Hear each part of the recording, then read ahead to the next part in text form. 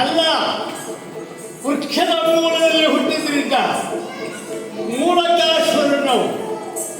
ಒಟ್ಟಿನಲ್ಲಿ ನನ್ನ ಹೆಸರು ಮೂಲಕಾಸುರ. ಕೇವಲ ಕಲಿಯುವುದಕ್ಕೆ ಮಾತ್ರ ಹೆಸರಿದ್ರೆ ಏನು ಪ್ರಯೋಜನ? ವ್ಯಕ್ತಿಯೊಬ್ಬ ಹೆಸರನ್ನ ಮಾಡಬೇಕು, ಅದಕ್ಕೆ ಘನತರವಾದ ಕಾರ್ಯವನ್ನು ಮಾಡಬೇಕು. ನಾನು ಮಾಡಿದ್ದೇನೆ. ಹೌದು, ನನ್ನ ಮಾವನಂಥ ವಕ್ರರಥ ಕೇವಲ ಅಂಗೈಗಳ ಒಂದು ಊರನ್ನ, ಅದು ರಾಜ್ಯವನ್ನಾಗಿ ತಿಳಿದು ಆಳುತ್ತಿದ್ದ. ಅದನ್ನು ನನ್ನ ಕೈ ಮೇಲಿಟ್ಟ. ಆ ನಂತರದ ದಿವಸದಲ್ಲಿ ನಮ್ಮ ರಾಜ್ಯದ ಸಂದೋಹವನ್ನೆಲ್ಲ ಒಟ್ಟು ಮಾಡಿಕೊಂಡು ಸ್ವತಃ ನಾನು ನನ್ನವರ ಆ ಯಾವತ್ತೋ ಪರಿಶ್ರಮದಿಂದ ವಿಶಾಲವಾದ ಪಟ್ಟಣವನ್ನಾಗಿ ಮಾಡಿಬಿಟ್ಟೆ. ಇಲ್ಲಿ ಯಾವುದೇ ಕೊರತೆ ಕೃಷಿ, ಕಲೆ, ಶಿಕ್ಷಣ, ವ್ಯಾಪಾರ, ಹಾಗೆಯೇ ಸೈನಿಕ ವ್ಯವಸ್ಥೆ ಎಲ್ಲವೂ ಹೀಗೆ ಸಮರ್ಥವಾದಂತಹ ಸಾಮ್ರಾಜ್ಯವೊಂದನ್ನ ಈ ಮೂಲಕಾಸುರ ಸುಖದಿಂದ ಆಡ್ತಾ ಇದ್ದಾನೆ.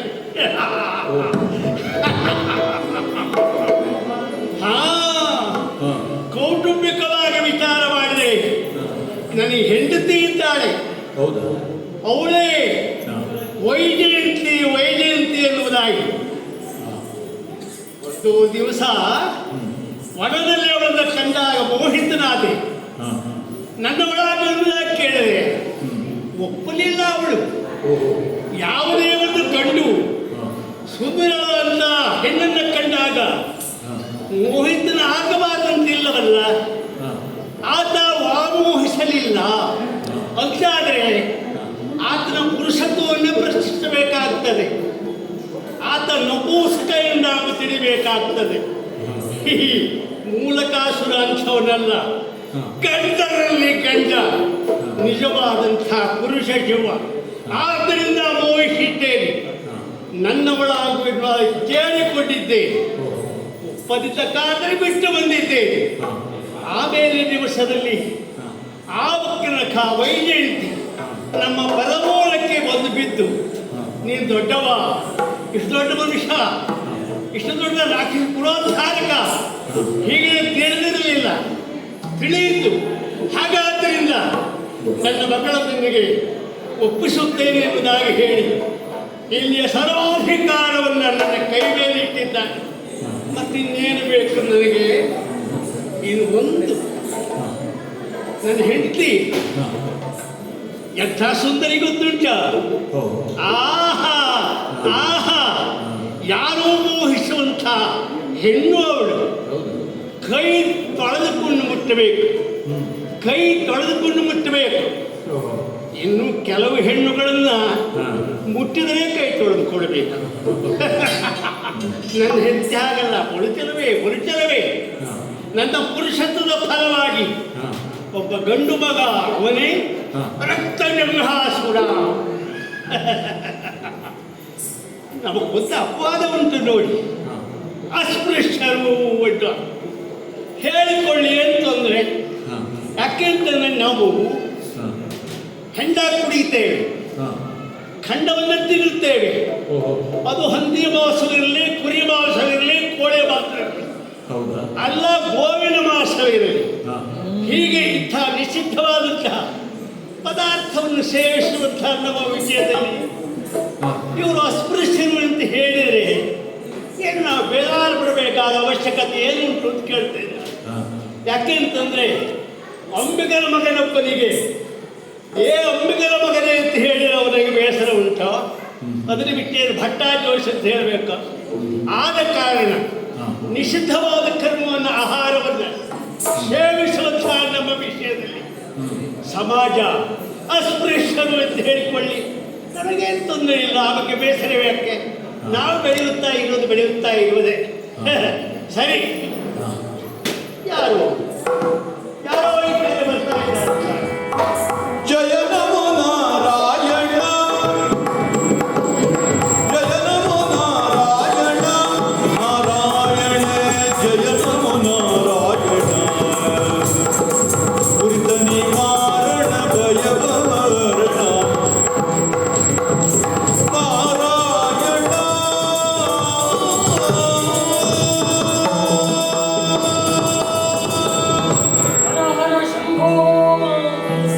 ಪರಿತು ಮೂಲಕ ದೈತ್ಯ ಸುರಮುನಿಗಳೈತರುವುದಂ ಕಂಡು ಹರ್ಷದಿಂದ ಕರೆತಂದು ಪೀಠವನಿತ್ತು ಉಳ್ಳಿರಿಸಿ ಉಪಚರಿಸಿ ತಾವಂದನೆಯ ಗೈದು ಮೋದನೆಯು ತಾಪೆರ್ದನೋ.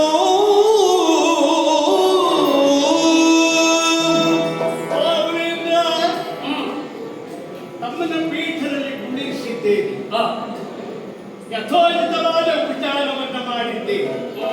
ನಮ್ಮ ಉಪಚಾರದಲ್ಲಿ ಏನಾದರೂ ಅಪಚಾರವಾಗಿದ್ರೆ ದಯವಿಟ್ಟು ಹಂಸಕ್ಷೀರನಾಯಕಂತೆ ಮನ್ನಿಸಬೇಕು ಅಂತ ಪ್ರಾರ್ಥಿಸುತ್ತಾ ಇದ್ದೆ.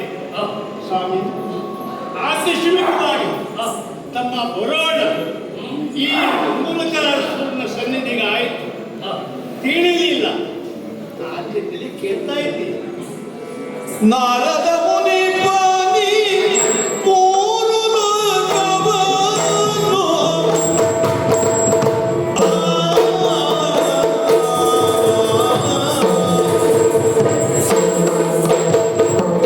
ನಾರದ ಮುನಿ ಪಾನಿ ಮೂರು ಲೋಕವನ್ನು, ನಾರದ ಮುನಿ ಪಾನಿ ಮೂರು ಲೋಕವನ್ನು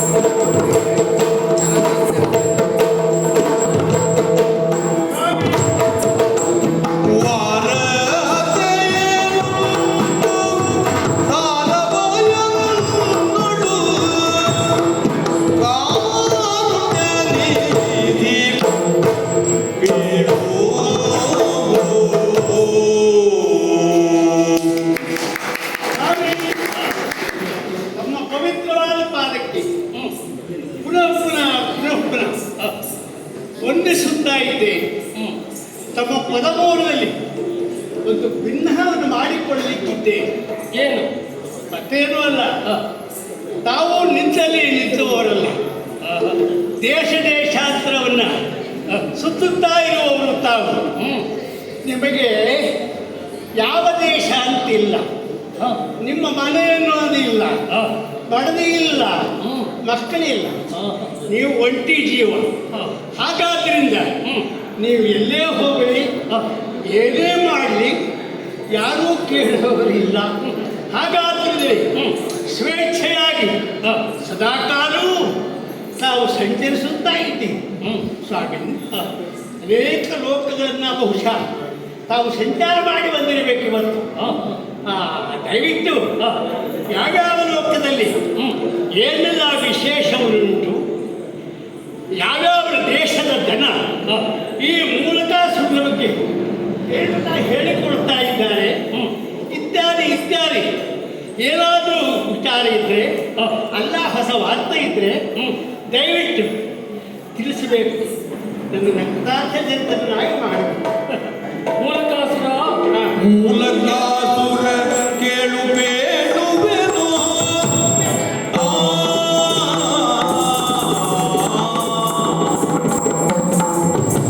ಮೂಲಕಾಸುರ ಕೇಳು ಬೇಡುವೆನು. ಮೂಲಕಾಸುರ ಕೇಳು ಬೇಡುವೆನು. ಸೌಭಾಗ್ಯ ಸಂಪದ ದೇಡಿಗೆಯು ನಿನಗಾಯ್ತು ನೋಡಿದೆನು. ಸೌಭಾಗ್ಯ ಸಂಪದ ಬೇಡಿಗೆಯು ನಿನಗಾಯ್ತು ನೋಡಿದೆನು. ಆ ಆ, ಆ.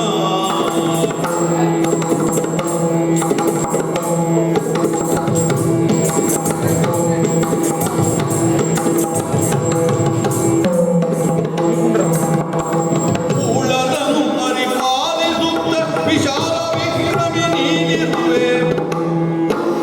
ಉಳದನು ಪರಿಪಾಲಿಸುತ್ತ ವಿಶಾಲ ವಿಕ್ರಮಿ ನೀನಿರುವೆ. ನಿಜ ಮೂಲವರೆಯದೆ ಬರೆದು ಕಾಲವ ಹಾಳು ಮಾಡಿದರೇನು ಫಲವೇ.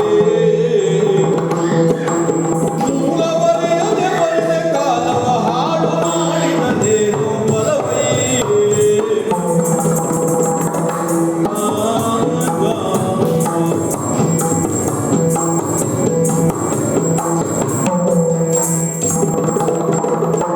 ಮೂಲಕಾಸುರ ಬೇಡು ಬೇಡುವೆನು. ಸೌಭಾಗ್ಯ ಸಂಪದ ಏಳಿಗೆಯು ನಿನಗಾಯ್ತು ನೋಡಿದೆನು.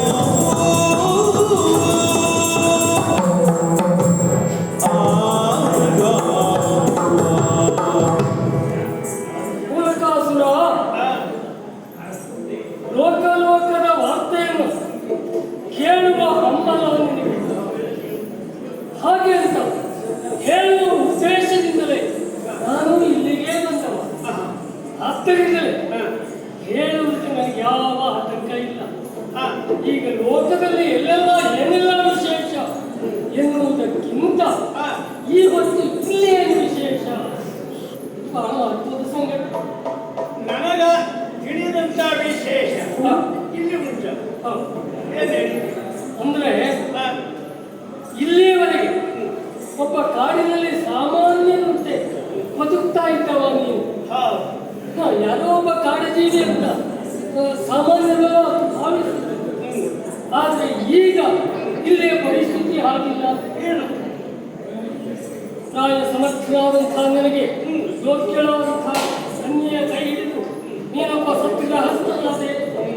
ಮಾತ್ರ ಅಲ್ಲ, ಒಂಟಿಯಾಗಿ ತಿರುಗ್ತಾ ಇದ್ದ ನಿನಗೆ ಮಡದಿ ದೊರಕಿದ್ದರ ಜೊತೆಗೆ ಒಂದು ಸಾಮ್ರಾಜ್ಯವು ನಿನ್ನ ವಶ ಆಯಿತು. ಹೌದು. ಯಾರೋ ಕೊಟ್ಟದ್ದು ಏನೋ ಯೋಗವಲ್ಲಿಂದ ಸಿಕ್ಕಿದ್ದಲ್ಲ, ಸಾಮರ್ಥ್ಯದಿಂದ ನೀನು ಬೆಳೆಸಿದ್ದು. ಸರಿ. ಆದ್ದರಿಂದಲೇ ಸಾಮಾನ್ಯವಾಗಿರುವಂತಹ ಒಂದು ಸಾಮ್ರಾಜ್ಯವನ್ನು ಈ ಹೊತ್ತು ವ್ಯವಸ್ಥಿತವಾಗಿ ಕಟ್ಟಿ ಬೆಳೆಸಿದ್ದೀಯ. ಇಲ್ಲಿ ಸಂಪತ್ತನ್ನ ತುಂಬಿದ್ದೀಯ. ಇದನ್ನೆಲ್ಲ ಉಳಿದವರೆಲ್ಲ ಆಡಿಕೊಳ್ಳುವಾಗ ನನ್ನ ಕಿವಿಗೂ ಬಿಟ್ಟು ನನ್ನ ಕಿವಿ ಬಿಟ್ಟ ಮೇಲೆ ಒಮ್ಮೆ ನೋಡಲೇಬೇಕು ಅಂತ ನೋಡ್ಮೇಲೆ ಏನಾಯ್ತು? ನೋಡ್ತೇನೆ. ನಿಜಕ್ಕೂ ಕಣ್ಣು ಮನಗಳು ಗ್ರಹಿಸ್ತಾ ಇದ್ರೆ ಹ, ಸಾಮಾನ್ಯರು ಮೇಲಿಂದ ಮೇಲೆ ನೋಡಿ ಹೋಗ್ತಾರೆ. ಅದು ನಮ್ಮ ಸ್ವಭಾವ ಹಾಗೆ. ಹ. ಸ್ವಲ್ಪ ಒಳ ಹೋಗಿ ನೋಡುವ ಅಭ್ಯಾಸ ನಮಗೆ. ಅಂದ್ರೆ ಸ್ವಲ್ಪ ಮೂಲವನ್ನು ನೋಡುವಂತ ಹ, ಹ, ಹ. ಮನಸ್ಸಿಗೆ. ಹೌದು. ಹಾ, ಏನು? ಈಗ ಈ ವಿದ್ಯೆಯ ಮೂಲಕ್ಕೆ ಬಂದು ಮೂಲಕಾಸುರನ ವೈಭವವನ್ನು ಕಂಡಾಗ ವಿದ್ಯಾ ಮೂಲ ಮೂಲಕಾಸುರ ಅದು ಇನ್ನೊಂದು ಮೂಲ ಗೊತ್ತಿಲ್ವಲ್ಲ ಇಲ್ಲಿ ಅಂತ. ಸ್ವಾಮಿ, ನನ್ನ ಮೂಲ ವಿಂಧ್ಯ, ಹೌದು. ನನ್ನ ಮೂಲ ವೃಕ್ಷ ಮೂಲ, ಹೌದು. ನಾ ಮೂಲಕಾಸುರ. ಹೌದು. ಮತ್ತೆ ಮುಗಿದೋಯ್ತಲ್ಲ, ಮತ್ತೆ ಮೂಲವನ್ನು ತಿಳ್ಕೊಳ್ಬೇಕಾದ ಅವಶ್ಯಕತೆ ಏನು? ಆ, ಯಾಕೆ ಹ, ಒಂದು ವೃಕ್ಷ ಹೂವನ್ನು ಬಿಟ್ಟು ಹ, ಫಲಭರಿತವಾಗಿ ನಿಂತಿದೆ ಅಂತ ಹ, ಆ ವೃಕ್ಷದ ಮೂಲ ಭದ್ರವಾಗಿರಬೇಕಾಗ, ಹ, ಹ, ಹ. ಅಲ್ಲದೆ ಇದ್ರೆ ಹೂವು ಹಣ್ಣು ಕಾಯಿ ಸಿಕ್ಕುವುದು ಸಾಧ್ಯ ಇಲ್ಲ. ಸರಿ. ಆದ್ದರಿಂದ ಒಬ್ಬ ಸಾಮಾನ್ಯನಾದಂತಹ ಮೂಲಕಾಸುರ ಇಷ್ಟು ಮಟ್ಟಕ್ಕೆ ಬೆಳೆದಿದ್ದಾನೆ ಅಂತಾದ್ರೆ ಅವನಿಗೆ ಒಂದು ಬೇರೆ ಮೂಲ ಉಂಟು ಅಂದ್ರೆ ಬೇರೆ ಉಂಟು? ಅದು ನನಗೆ ಗೊತ್ತಿಲ್ಲ. ನನಗೆ ಗೊತ್ತುಂಟಲ್ಲ. ಹೇಳಿ. ಭುವನದಲ್ಲಣ ರಾವಣೇಶ್ವರಗೆ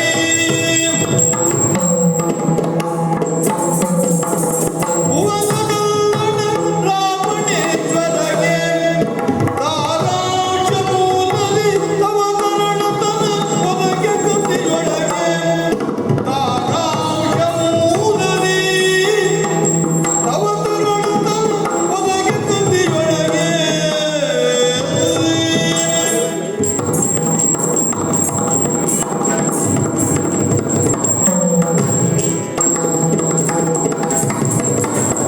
ತವಕದಿಂದಲಿ ವನನಿ ಬಿಸುಡಲು ಅವಳವರಿತ ಕಾಮರೂಪಿಣಿ ತವಕದಿಂದಲಿ ವನನಿ ಬಿಸುಡಲು ಅವಳವರಿತ ಕಾಮರೂಪಿಣಿ ಪೂರ್ಣನಂದಲಿ ಸಲಹಿ ವಿದ್ಯವ ವಿಪರೀತ ಕಾಡಿದಳು ನಿಜ ತವಕದಿಂದಲಿ ವನನಿ ಬಿಸುಡಲು ಅವಳವರಿತ ಕಾಮರೂಪಿಣಿ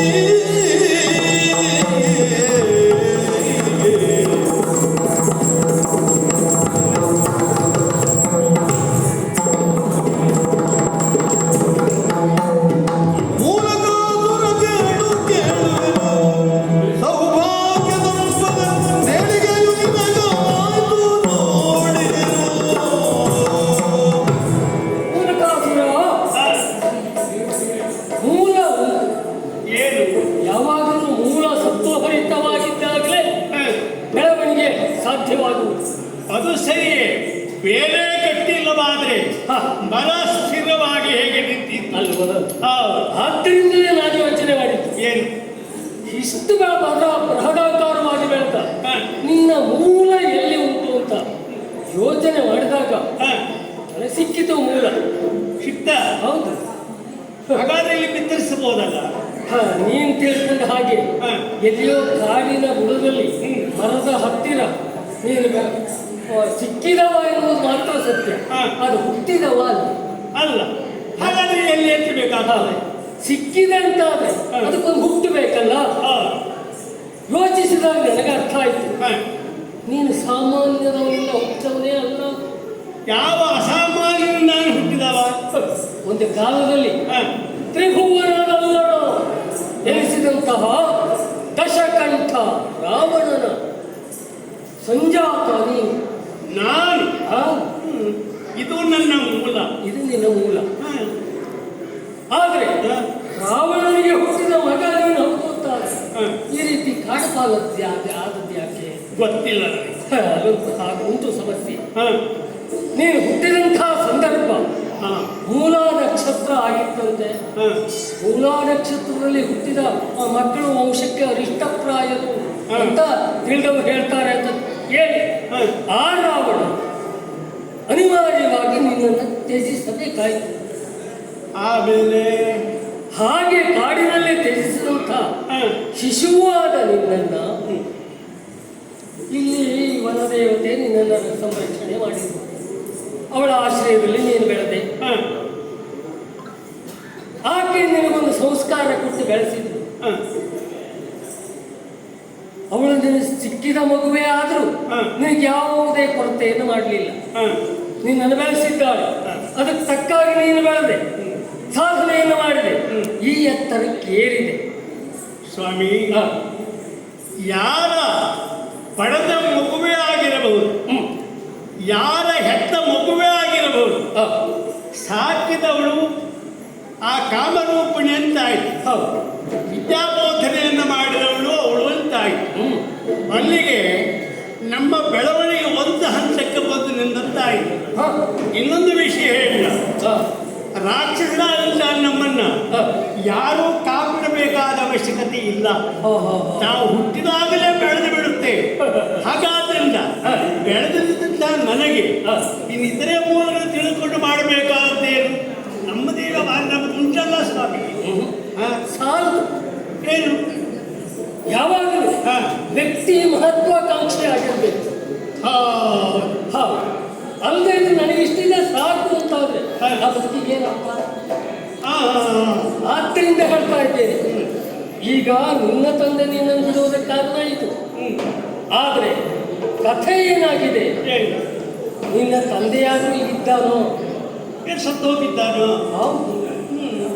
ಸತ್ತು ಹೋದದ್ದಲ್ಲ, ಅವನನ್ನು ಕೊಂದದ್ದು. ಯಾರು ಇರ್ಬೇಕಲ್ಲ? ಹಾ, ನಿನ್ನ ತಂದೆ ರಾವಣನನ್ನು ಕೊಂದ ವ್ಯಕ್ತಿ ಸಾಮಾನ್ಯ ಅಲ್ಲ. ನಿನ್ನ ತಂದೆ ರಾವಣ ಇರುವಂತಹ ಸ್ಥಳ ಸಾಮಾನ್ಯವಾದದ್ದು ಅಲ್ಲ, ಅದು ಕನಕ ಲಂಕೆ. ಕನಕ ಲಂಕೆ. ಆ ಸುವರ್ಣ ಲಂಕೆ ಈಗ ಯಾರ ವಶದಲ್ಲಿ ಉಂಟು? ನನಗೇನು ಸಿರಿಯ ಸೊಬಗೆ ನುಡಿರುವ ಸಂಖ್ಯೆಯನು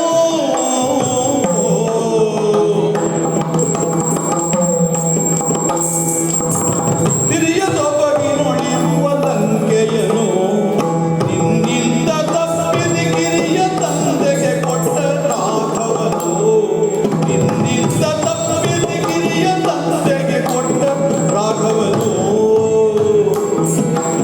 ಕರೆಯೊಳ್ಯಾರ ನಿನ್ನ ಪರಿಚಯ ಪರಿಯಲೈ ನಿನ್ನಯ್ಯ ಲೋಕಕ್ಕೆ ಕರೆಯೊಳ್ಯಾರ ನಿನ್ನ ಪರಿಚಯ ಪರಿಯಲೈ ನಿನ್ನಯ್ಯ ಲೋಕಕ್ಕೆ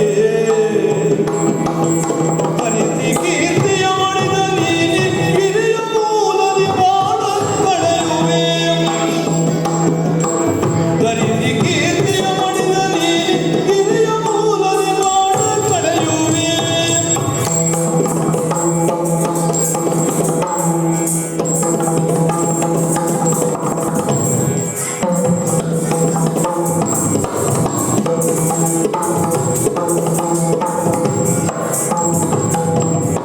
ಮೂಲ ಕಾತುರಕ್ಕೆ ಬೇಡುವೆನು ಸೌಭಾಗ್ಯ ಸಂಪದ ಏಳಿಗೆಯು ನಿನಗಾಯ್ತು ಏಳಿಗೆಯು ನಿನಗಾಯ್ತು ನೋಡಿದನು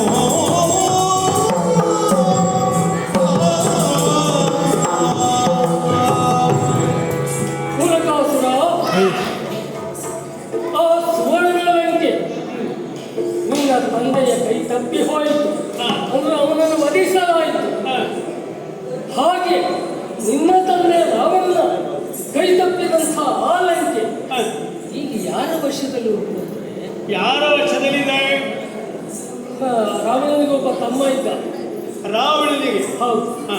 ವಿಭೀಷಣ ಅಂತ ಅವನ ಹೆಸರು. ಓಹೋ.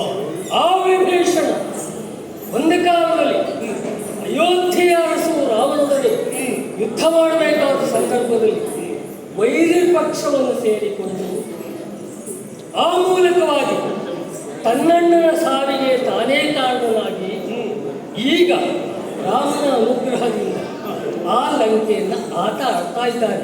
ಆಡಿಕೊಂಡಿರ್ಲಿ ಬಿಡಿ. ಯೋಗ್ಯತೆಯಿಂದ ಆಡ್ತಾ ಇದ್ದದಲ್ಲ, ಯಾರೋ ಕೊಟ್ಟದ್ದು ಅವನೇ ಸ್ವತಃ ಶ್ರಮದಿಂದ ಪಡಲದ್ದಲ್ಲ, ಅಲ್ಲ, ವಂಚನೆ ಮಾಡಿ ಪಡೆದದ್ದು. ಪಡೆದು. ಹ.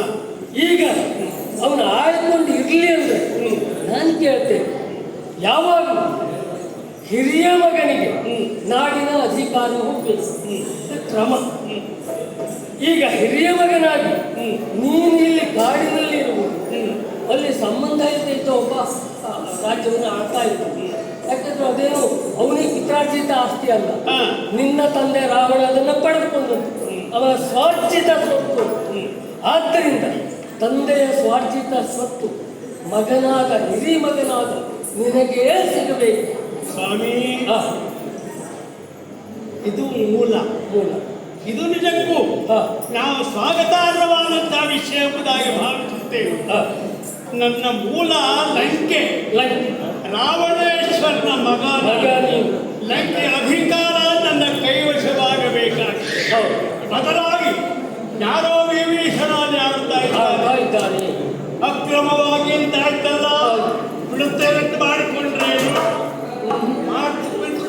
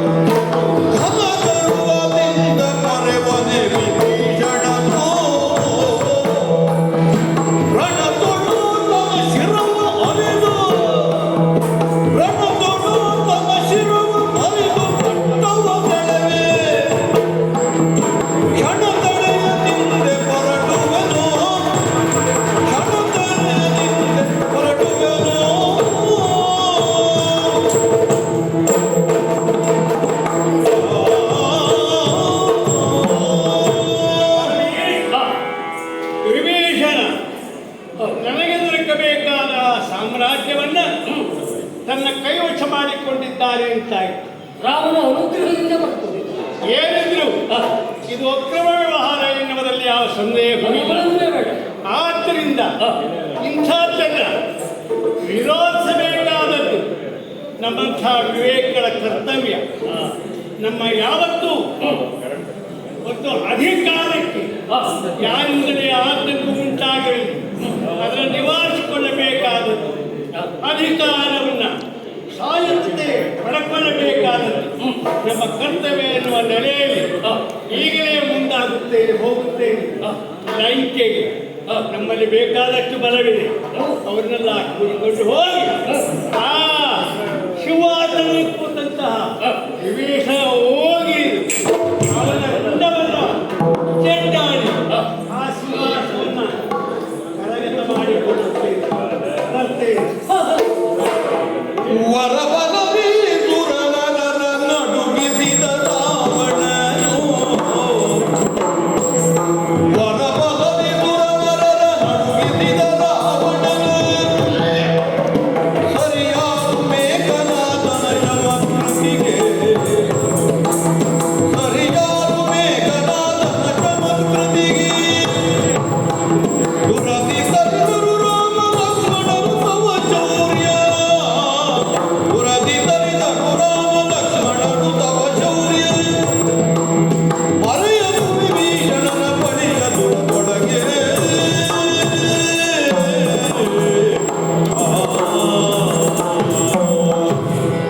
ಪೂರಕಾಸುರ, ನನಗೆ ಗೊತ್ತುಂಟು ಏನು ನೀನು ಹೋಗ್ತೀಯೇನು. ಹೋಗ್ತೇನೆ. ಹೋಗುವುದು ಮಾತ್ರ ಅಲ್ಲ, ಹೋದ ಮೇಲೆ ನೀನು ಹೇಳ್ತೀಯಲ್ಲ ವಿಭೀಷಣನ ಕೊಲ್ತೇನೆ. ಯಾಕೆ? ಅವನಿಗೊಂದು ವರ ಉಂಟು. ವರ ಉಂಟು. ಅವನೊಬ್ಬ ಚಿರಂಜೀವಿ. ಚಿರಂಜೀವಿ. ಆದ್ದರಿಂದ ಅವನನ್ನು ಕೊಲ್ಲುವುದಕ್ಕೆ ಸಾಧ್ಯ ಇಲ್ಲ. ಹಾಗಾದ್ರೆ ಸೋಲಿಸ್ತೇನೆ. ಬಡಿ ಓಡಿಸಿ ಅನ್ನೋದ್ರಲ್ಲಿ ನನಗೂ ಯಾವ ಅನುಮಾನವೂ ಇಲ್ಲ.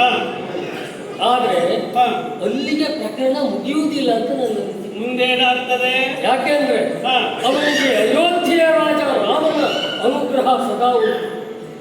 ತನ್ನ ಭಟ್ಟನಿಗೆ ಅಥವಾ ತನ್ನ ಭಕ್ತನಿಗೆ ಇಂತಹ ಆಘಾತ ಉಂಟಾಯಿತು ಅಂತ ಗೊತ್ತಾದಾಗ ಆ ರಾಮ ಬಂದೇ ಬರ್ತಾನೆ. ಬಂದ ಮೇಲೆ ನಿನಗೂ ಅವನಿಗೂ ಹೋರಾಟ ಅನಿವಾರ್ಯ ಆಗ್ಲಿ. ಆಗಲಿ ಅಂದ್ರೆ ಮುಗಿಯುವುದಿಲ್ಲ. ಏನು? ಬರೇ ಹೋರಾಟ ಮಾಡಿದ್ರೆ ಆಗುವುದಿಲ್ಲ, ಗೆಲುವು ಮುಂದರಾಗಬೇಕಲ್ಲ. ಆಗ್ತದಲ್ಲ, ವಿಶ್ವಾಸ ಉಂಟಲ್ಲ. ನನಗೆ ವಿಶ್ವಾಸ ಇಲ್ಲವಲ್ಲ. ಯಾಕೆ? ಯಾಕೆಂದ್ರೆ ರಾವಣ ಏನು ಸಾಮಾನ್ಯ ಅಂತ ತಿಳ್ಕೊಂಡಿಯೋ. ಬ್ರಹ್ಮನನ್ನೇ ಮೆಚ್ಚಿಸಿ ವರವನ್ನು ಪಡೆದಂತಹ ವ್ಯಕ್ತಿ. ಹಾ ಅವನಿಗೆ ಮತ್ತೊಬ್ಬ ತಮ್ಮ ಕುಂಭಕರ್ಣ, ಹಾ. ಆತನೂ ಬ್ರಹ್ಮನಿಂದ ವರವನ್ನು ಪಡೆದವ. ಆಮೇಲೆ ರಾವಣನ ಇನ್ನೊಬ್ಬ ಮಗ, ಅಂದ್ರೆ ನಿನ್ನ ತಮ್ಮ ಇಂದ್ರಜಿತು, ಮೇಘನಾದ ಅಂತ ಅವನ ಹೆಸರು. ಆಗ ದೇವೇಂದ್ರನನ್ನೇ ಗೆಲ್ಲುವುದರ ಮೂಲಕ ಇಂದ್ರಜಿತು ಎನ್ನುವ ಹೆಸರನ್ನು ಪಡೆದುಕೊಂಡವ. ಅವನು ನನ್ನ ತಮ್ಮನ, ಅವನಿಗಿಂತ ದೊಡ್ಡವನನ್ನ. ಅದಕ್ಕೆ ಹೇಳಿದ್ದು. ವಿಡಿಯೋ ಮಾಡ್ತಾ ಇದ್ದೀನಿ, ನೋಡೋಣ ಕೂಡ ಗೊತ್ತಲ್ಲ ಎಲ್ಲರಿಗೂ. ಅಂತಹ ವ್ಯಕ್ತಿಗಳನ್ನೆಲ್ಲ ರಾಮ ಮತ್ತೆ ಲಕ್ಷ್ಮಣ ಜೊತೆಯಲ್ಲಿ ಕೆಲವು ಕಾಡ ಕಪಿಗಳು ಸರಿ, ಇವುಗಳಿಂದಲೇ ಒಂದು ಮುಗಿಸಿದ್ದಾರೆ ಅಂತಾದ್ರೆ ರಾಮನ ಯೋಗ್ಯತೆ ಪರಾಕ್ರಮ ಸಾಮಾನ್ಯವಾದದ್ದಲ್ಲ. ಅಂದ್ರೆ ಈ ಪರಾಕ್ರಮದಲ್ಲಿ ಎರಡು ವಿಧ. ಒಂದು ದೈಹಿಕ ಪರಾಕ್ರಮ, ಇನ್ನೊಂದು ನಿನ್ನ ತಂದೆ ಪಡೆದುಕೊಂಡಾಗ ವರದ ಬಲ. ಆ ವರಬಲ ಅಂತಾದ್ರೆ ಆವಾಗ ಸಾಮಾನ್ಯರಿಂದ ಗೆಲ್ಲುತ್ತಾಗುತ್ತೆ. ನೆನಪಾಡಿದ್ರೆ ನೀವು ಕೇವಲ ದೈಹಿಕವಾದಂತಹ ಬಲ, ಅದು ಬಲ ಅಲ್ಲ. ವರಬಲವೇ ಬಲ ಅಂತ ಹೇಳಿದ್ರಲ್ಲ ಸ್ವಾಮಿ, ಸುಮ್ಮನೆ ಇರೋದಿಲ್ಲ ನಾನು. ರಣಕ್ಕೆ ಭಯವಿಲ್ಲನಗೆ ಕೇಳೋ.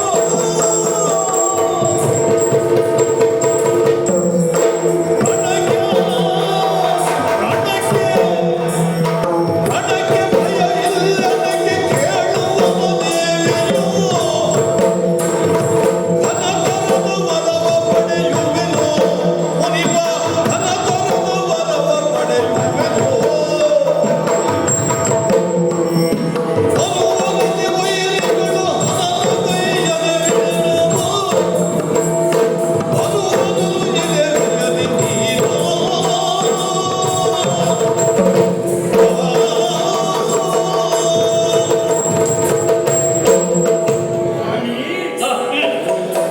ಈ ಮೂಲಕಾಸುರ ಕೇವಲ ದೈಹಿಕವಾದ ಬಲವನ್ನ ನಂಬೇ ಕೂತಿದ್ದಾನೆಂಬುದಾಗಿ ತಿಳಿಬೇಡಿ.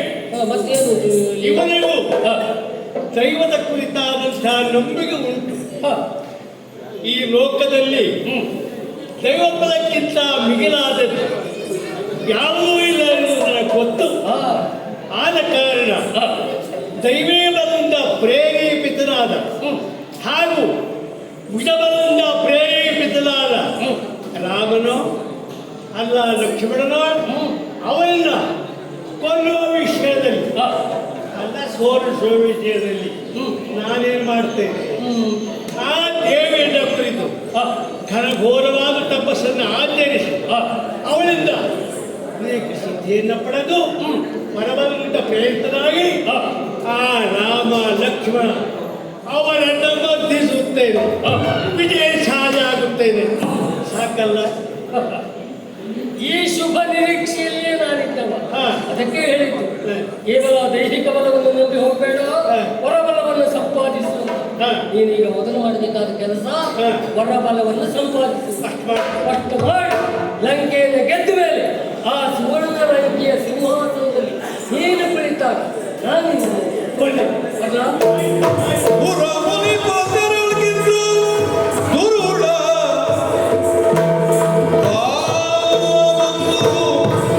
ಬಹುತರದ ತಂತ್ರ ವಿಧಾನದಿಂದಲೇ ವರದೊಳಂದಿದೆ ನಿಂದಿದಾಯಿ ಎಂಬ ದೇವತೆಯ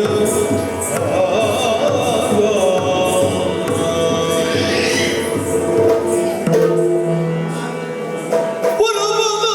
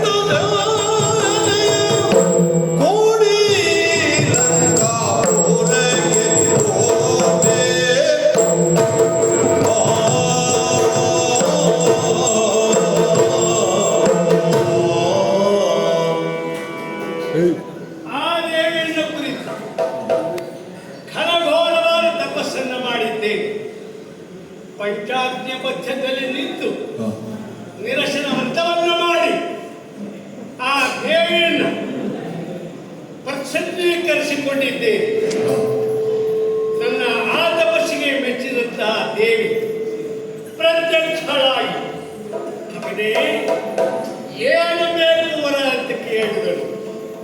ಅದಕ್ಕೆ ತಾಯಿ ಮತ್ತೇನಿಲ್ಲ, ನಾನು ಯುದ್ಧ ಮಾಡುವಂತಹ ಕಾಲದಲ್ಲಿ ನನ್ನ ಸೈನಿಕರು ಏನಾದರೂ ಒಡೆದರು ಎಂತಾದರೆ, ನಾನು ಹಿಂದಿರುಗಿ ನೋಡಿದೆ ಎಂತಾದರೆ ಅವರೆಲ್ಲ ಜೀವವಾಗಬೇಕು, ಸಜೀವವಾಗಬೇಕು. ಇಷ್ಟೇ ಅಲ್ಲ, ಅಯೋನಿಜರಿಂದ ನನಗೆ ಮರಣವೇ ಹೊರತು ಯೋನಿಜರಿಂದ ಮರಣ ಬರಬಾರದು. ಇಷ್ಟೇ ಅಲ್ಲ, ಪಟ್ಟಣಿಕೆಯಲ್ಲಿದ್ದ ಅಥವಾ ನನ್ನ ಕೈಯಲ್ಲಿದ್ದಂತಹ ಆಯುಧಗಳು ಒಯ್ದಾಗಬಾರದು. ಈಗ ವರವನ್ನು ಕೇಳಿ ಬಂದಿದ್ದೆ. ಇನ್ನೇನು ಸೇನಾಬಲವು, ದೈಹಿಕವಾದ ಬಲವು, ಬಲವೂ ಇವೆಲ್ಲಿಂದ ಕ್ರೋಢೀಕೃತನಾದ ನಾನು ನನ್ನ ಸೈನ್ಯವನ್ನು ಕೂಡಿಕೊಂಡು ಆ ಲಂಕಾನಗರಕ್ಕೆ ಮುತ್ತಿಗೆಯನ್ನು ಹಾಕುತ್ತೇನೆ. ಆ ವಿವೇಚನನ್ನ